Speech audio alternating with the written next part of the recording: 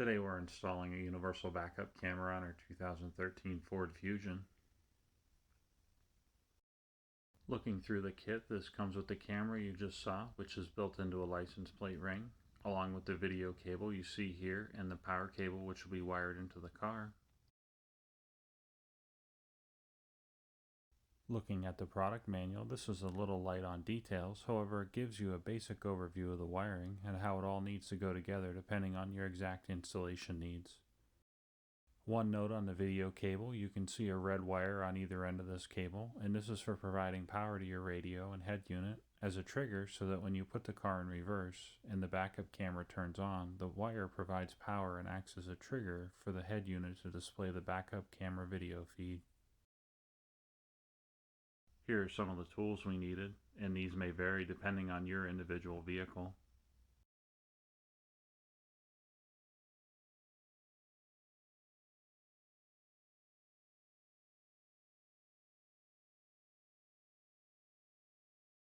So with our 2013 Ford Fusion, we determined the best place to run the wiring is through the trunk lid, and this meant removing the interior parts. So we got to work with removing the plastic push connectors and other items that were holding this on to the metal trunk lid.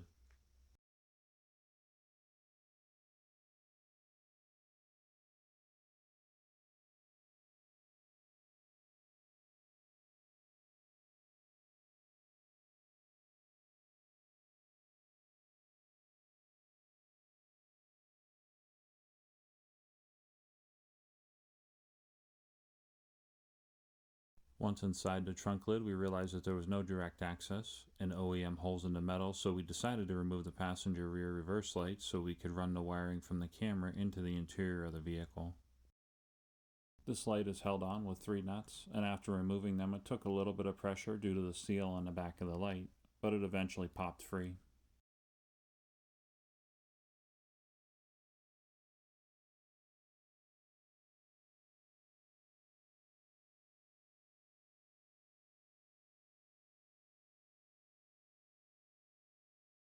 One of the more intensive parts was getting the actual wiring underneath this plastic exterior panel that's attached to the metal trunk lid.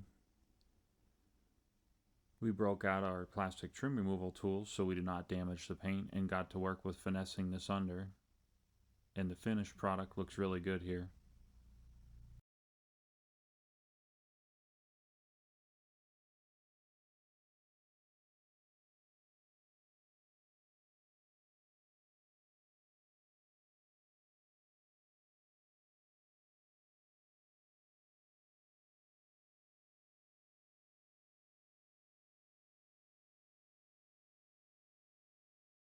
The power wiring this kit comes with is pretty thin, so to speak, so be prepared for that when wiring it in.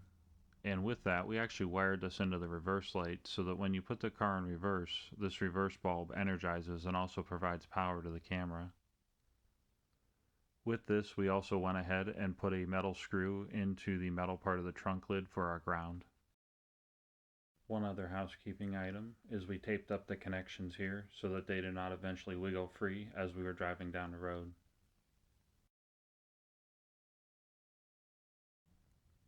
With that, we went ahead and put the rest of our trunk lid interior back together, and our wiring here has plenty of slack so that it is not getting caught when we close the trunk lid.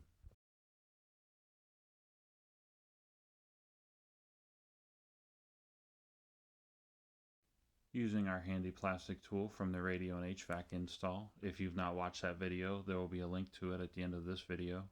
We got to work finishing tucking the wiring under the plastic trim inside the car so we had a clean fit and finish.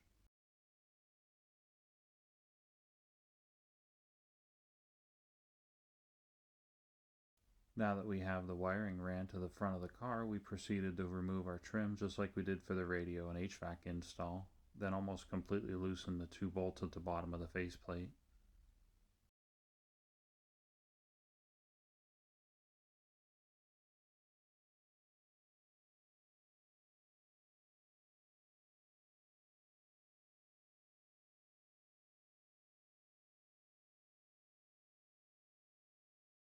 So pro tip, instead of dropping your screws down into the dash and then, ending up trying to get them out for hours on end. Just get your magnet and slowly unscrew it here. And then they come right out. Alright, so one of these says aux video and the other one actually says rear view camera, so we're going with rear view camera just so that we can actually get it on our upper screen here. This is a 25-foot cable snake, also known as a fish tape, and we're going to use it to fish the wiring down. I'm going to push this down through here, and then we're going to put the RCA jack connector on the other end and then work it up through here. So that was literally a 1 in a million shot.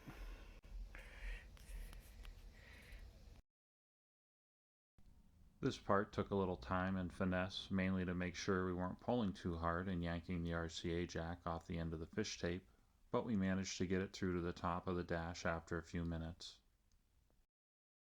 So here we have the video feed from the backup camera plugged into the rear view camera RCA video jack, and with this we gave the camera its first test.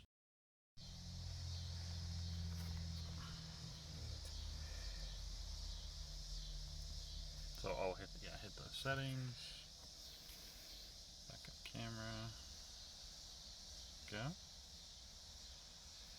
And so brake, let's see what happens here.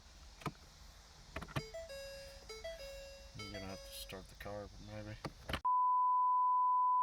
Okay, so timeout here.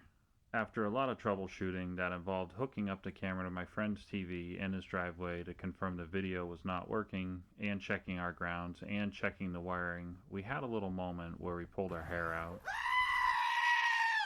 We finally figured out that the USB plug we originally wired the camera up with was not giving us enough voltage, and with this we ended up wiring the power directly from the reverse light you saw earlier in the video into the backup camera, and that provided sufficient voltage to where the camera now operates correctly.